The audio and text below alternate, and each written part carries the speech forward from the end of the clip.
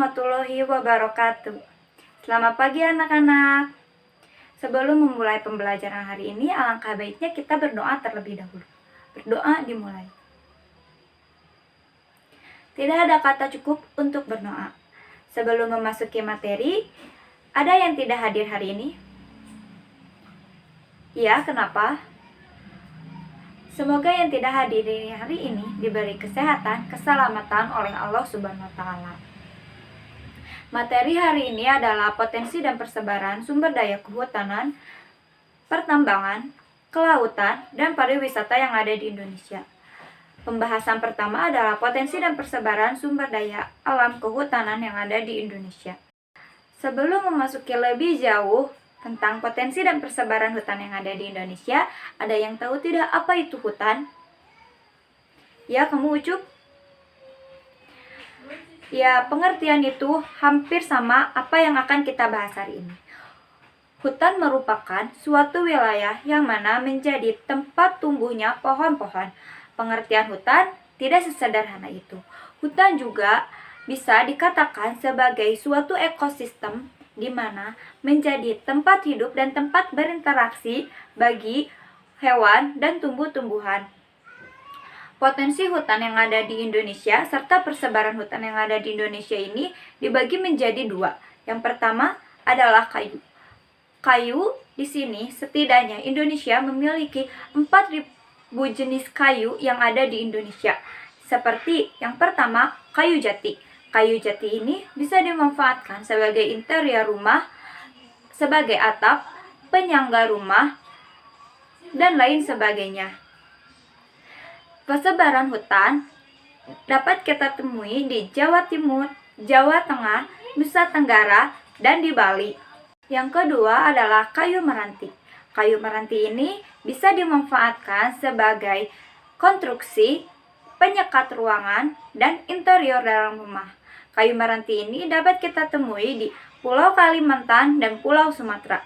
Yang ketiga adalah kayu cendana. Kayu cendana ini merupakan kayu langka, di mana adanya kayu cendana ini sangat minim.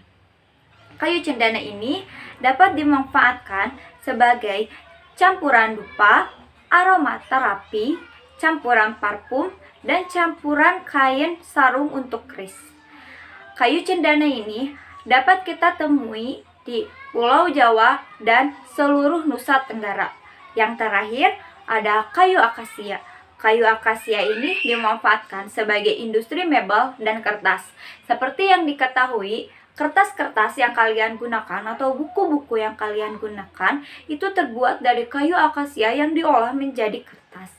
Kayu akasia ini dapat kita temui di hutan-hutan yang ada di Jawa Barat. Selanjutnya, potensi hutan yang ada di Indonesia yang kedua adalah non-kayu. Non-kayu ini berupa buah-buahan. Buah-buahan ini persebarannya tentunya ditentukan oleh faktor iklim, karena tidak semua buah-buahan bisa tumbuh di dataran rendah maupun dataran tinggi. Seperti contohnya, buah yang bisa tumbuh di dataran rendah seperti anggur, durian, sirsak, pisang, dan lain sebagainya. Namun, beda halnya dengan buah-buahan yang tumbuh di daerah dataran tinggi, seperti avokado, markisa, leci, dan lain sebagainya. Yang kedua adalah madu. Persebaran madu hampir dapat kita temui di seluruh daerah yang berada di Indonesia, kecuali di Pulau Papua dan Kepulauan Maluku. Daerah penghasil madu terbesar di Indonesia berada di Provinsi Riau dan Kepulauan Sumbawa. Yang ketiga adalah karet. Persebaran karet ini hampir ada di seluruh daerah yang ada di Indonesia, seperti di Pulau Sumatera, Sulawesi, Kalimantan, Jawa, dan Pulau Banten. Yang keempat adalah rempah-rempahan. Tentunya dapat kita ketahui bahwa rempah-rempahan di sini hampir ada di seluruh daerah di Indonesia. Selanjutnya adalah rotan. Rotan ini dapat kita temui di Pulau Kalimantan, Sumatera, Sulawesi, Jawa, Irian, Maluku, dan di Pulau Sumbawa. Yang terakhir adalah sagu. Sagu di sini merupakan makanan khas dari Kepulauan Papua. Persebaran sagu ini berada di Papua, Papua Barat, Maluku, Sulawesi, Kalimantan, Sumatera, Riau, dan Jambi. Materi selanjutnya adalah potensi dan persebaran sumber daya alam pertambangan yang ada di Indonesia. Sebelum memasuki lebih jauh, ada yang tahu tidak apa jenis-jenis pertambangan yang ada di Indonesia? Ya, kamu Meli? Ya, mari kita ulas lebih jauh tentang bahan tambang yang ada di Indonesia. Indonesia merupakan suatu negara di mana memiliki kekayaan alam bahan tambang yang menjadi fokus utama kita untuk meningkatkan suatu devisa yang ada di Indonesia. Potensi dan persebaran sumber daya alam pertambangan di Indonesia ini seperti minyak bumi dan gas, bauksit, batu bara, pasir besi, emas, tembaga, nikel, mangan, belerang, marmer, yodium, aspal, dan timah.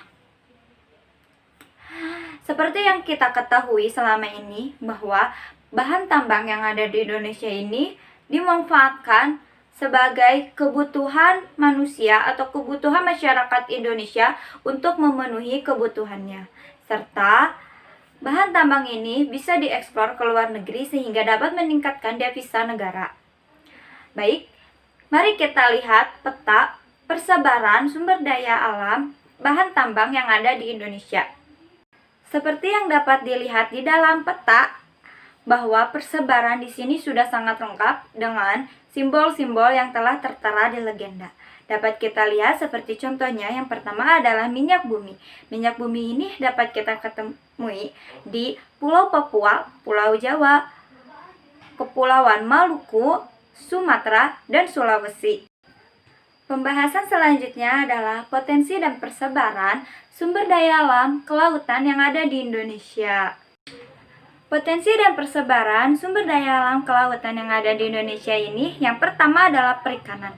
Perikanan ini seperti ikan tuna, madidiang, tuna biru, cakalang, dan lain sebagainya yang dapat kita temui di Samudra Hindia, Samudra Pasifik, Laut Arafuru, Selat Makassar, Laut Sulawesi. Yang kedua adalah hutan mangrove. Hutan mangrove ini dapat kita temui di hampir pesisir yang ada di Indonesia. Dengan hutan mangrove terbesar yang ada di Indonesia ini berada di Pulau Papua dengan lebih dari 2 juta hektar.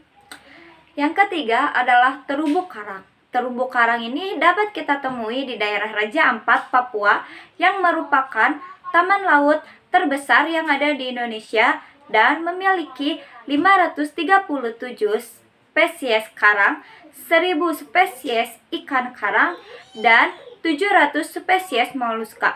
Terumbu karang ini dapat kita temui juga di Taman Laut Bunaken dan Taman Laut Wakatobi. Materi terakhir kita hari ini adalah potensi dan persebaran pariwisata yang ada di Indonesia. Materi terakhir hari ini, mari kita jalan-jalan secara online biar tidak jenuh belajar terus-menerus.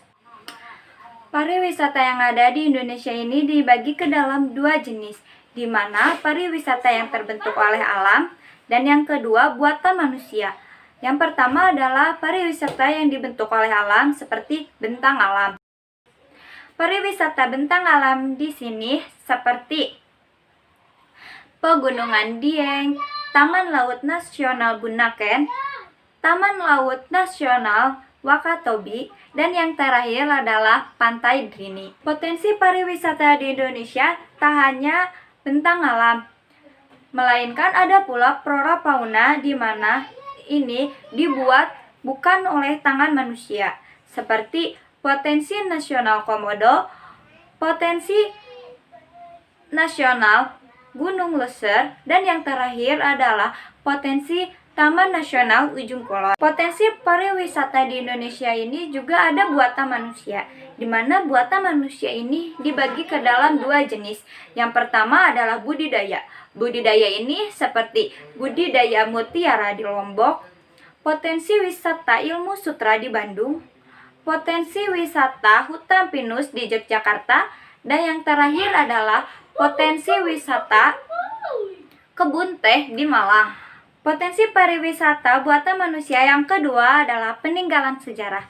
Peninggalan sejarah ini seperti Candi Borobudur, Candi Prambanan, Keraton Kasepuh, Keraton Surakarta, Benteng Rotterdam, dan Benteng Vredenburg. Materi hari ini dicukupkan sekian. Kurang lebihnya Ibu mohon maaf. Wabillahi taufiq wal hidayah. Wassalamualaikum warahmatullahi wabarakatuh. Sampai bertemu di materi selanjutnya.